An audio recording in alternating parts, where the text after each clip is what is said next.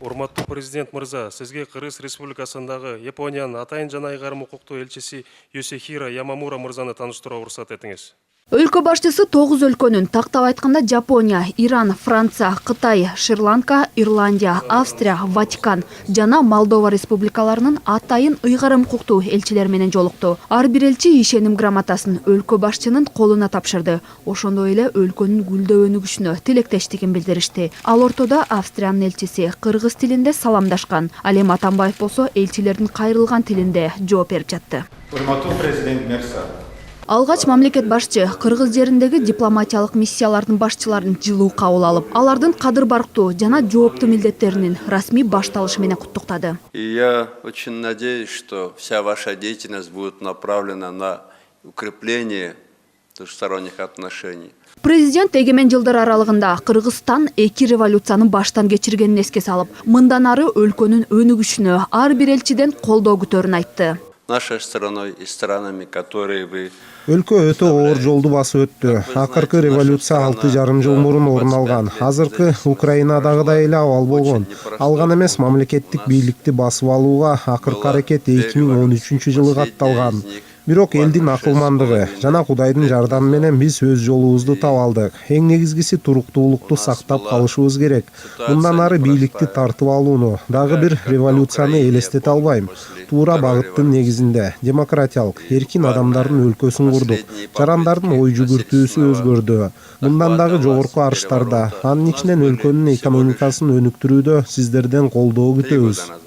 У меня всегда была мечта сделать Кыргызстан раем для бизнеса, чтобы человек, который хочет заниматься бизнесом... Атамбаев өмүрүндө Кыргызстанды бизнесмендер үчүн бейиштин төрүнө айланткысы келген кыялы менен бөлүштү. Айтымында сунушталып жаткан конституциялык өзгөртүүлөр дал ошондой абалды жаратмакчы. Анткени мыйзамдагы түзөтүүлөр күч структураларында, прокуратура органдарында реформа жүргүзүүгө мүмкүндүк бермекчи. Ал өз кезегинде ишкерликти текшерүү органдарынын санын азайтууга жол ачмакчы. Ошондой эле ушул жылдын декабрь айында референдум өткөрүү пландалып жатканын айтып, анын натыйжасында Кыргызстанда авторитаризмди орнотууга негиз болгон жагдайлар жокко чыгарыларын кошумча кылды. Проверять их будет только, если Бог даст. Текшерүүлөр азайып, колдоо көбөйөт. Парламент менен Кыргызстан эли аны колдойт деп ойлойм. Сиздердин мамлекеттин ишкерлери үчүн кеңири мүмкүнчүлүктөр ачылат. Биздеги шарт КМШ аймагында баарынан мыкты болот. Мен дагы президенттик мөөнөтүм аяктаганга чейин орто, чакан жана ири бизнес үчүн баардык шартты түзүүгө аракет жумшайм.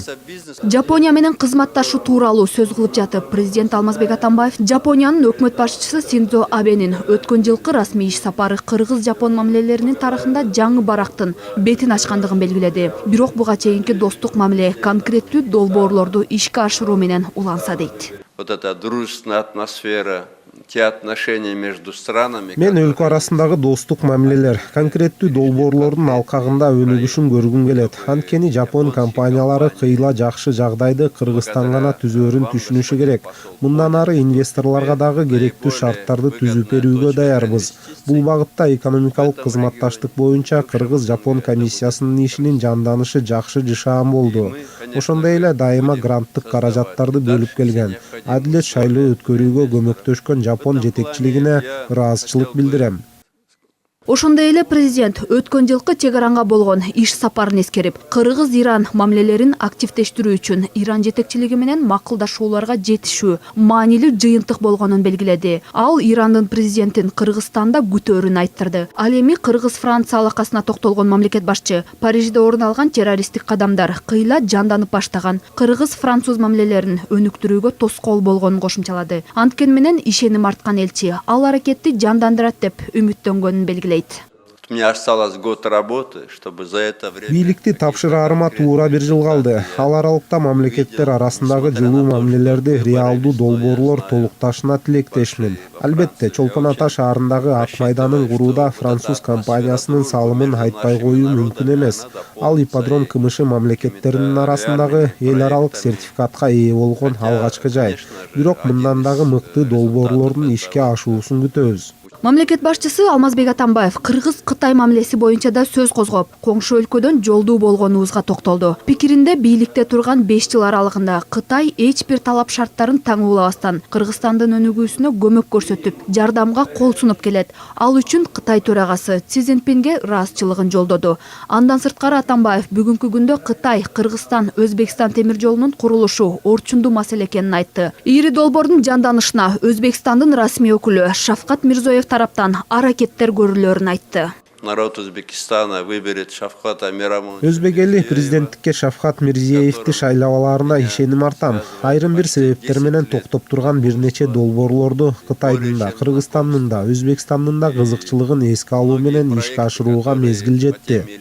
Атамбаев Кыргызстан, Шри-Ланка, Ирландия, Австрия менен да кызматташтыкты өнүктүрүүгө кызыктар экенин кошумчалап, ар тараптуу иштешүүгө үмүттөнүп жатканын айтты. Ал Ватикан, Молдова мамлекеттери менен болгон карым-катнашка да токтолуп, ишеним көргөзгөн өлкө элдерине тынчтык жана өнүгүү каалады. Бог даровал вам крепкое здоровье, долгих лет жизни и просто счастье. Сөз соңунда президент Алмазбек Атамбаев элчилердин ишине ийгилик, үй бүлөсүнө бакубаттык жана ден соолук каалады. Ал өлкөлөр ортосундагы достук жана кызматташтыкты өнүктүрүүгө, дал ушул элчилер өбөлгө түзөрүнө ишенерин билдирди. Жанагүл Тазабекова, Руслан Кубанычбек уулу, Пирамида.